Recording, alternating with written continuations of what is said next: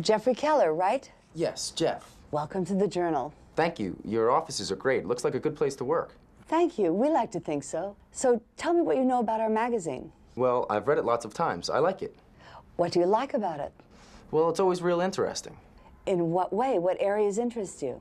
Well, I guess everyone has their own favorites, but I like the movie articles. And the sports coverage is good, you know, college and pro. Actually, we rarely cover college sports. Oh, I must have it confused. But pro football, baseball, it's all excellent. We focus more on big rating events. The Olympics, the Super Bowl, you know, with our own special twist. Right. So you're applying for the editor's assistant's job in sports and entertainment? You know this is entry level. Lots of running errands, opening the mail, and in time, maybe, research and reporting. I know I can do a real good job. Tell me more. Well, I learn quickly, and I'm a hard worker. More about your background. What qualifies you for this job? Well, I played sports, Little League, college track, plus I'm a big music fan, VH1, and of course, I wrote a lot for my campus paper. I saw your writing samples on student government. Ever cover sports? Oh, sure. Didn't I send you them? No, you didn't. Now, those would have been interesting to read. Let's just go through your resume.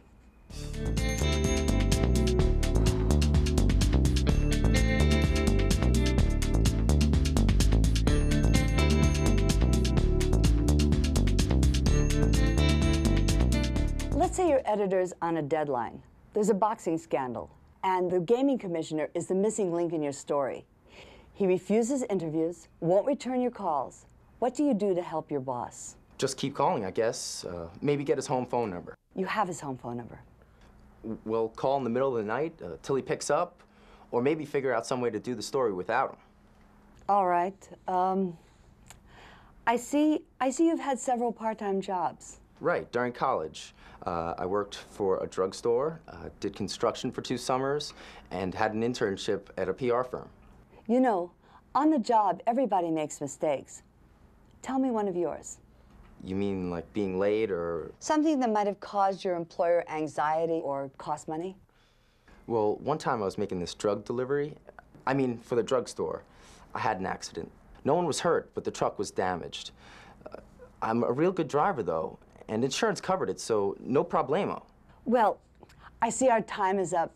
Thank you so much for coming in, Mr. Keller. Thank you. We'll be making our decision early next week. Okay.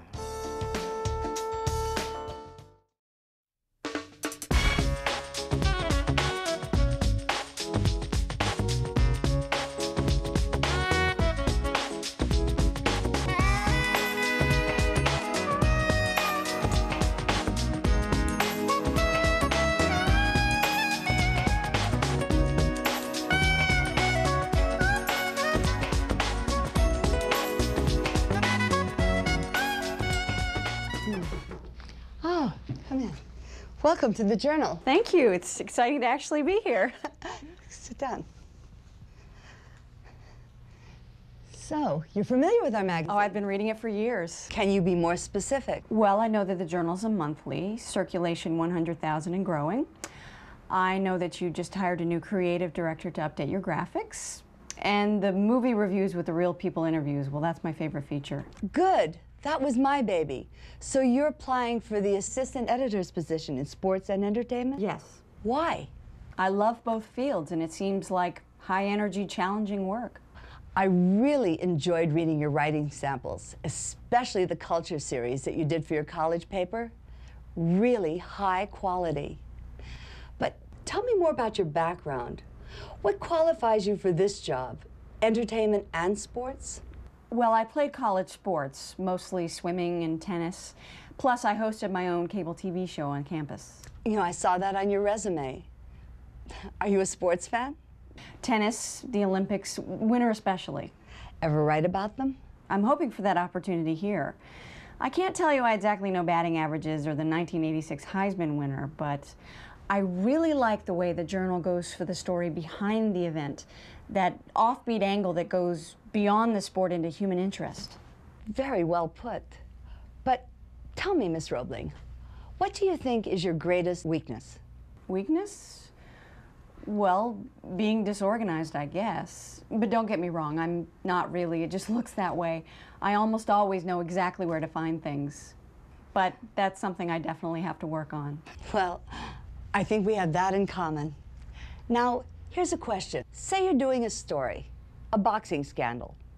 The gaming commissioner refuses a critical interview, won't even answer calls.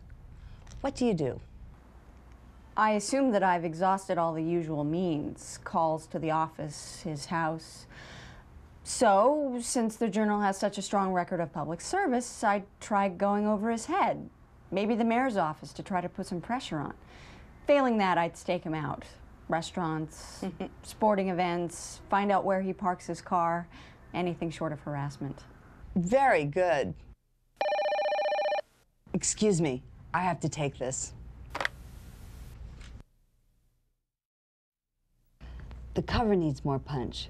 Rethink the colors and get back to me before noon. Sorry. The pressure's on as usual. Deadlines, breaking stories. It's a madhouse at press time. That's exciting. Now, about the money. You know this is an entry-level job. There's lots of running around, occasionally making coffee, and it doesn't pay a lot. I worked my way through college with a scholarship and family help, so living within my means is a concept that I understand. To be honest, this is the kind of place that I want to work in. The salary's low, but manageable. I hope I can convince you that I'm worth more someday. Well, when that time comes, I hope we can afford you. Now, we put in long hours here, Diane. Any family obligations? Not really. A boyfriend? I'm seeing someone. Any marriage plans?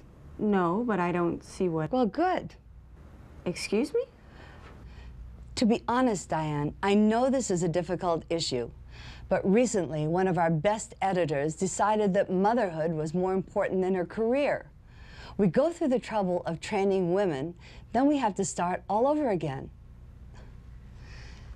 Tell Joey to set up the conference room. My personal life shouldn't interfere with the quality of work that I hope to do here.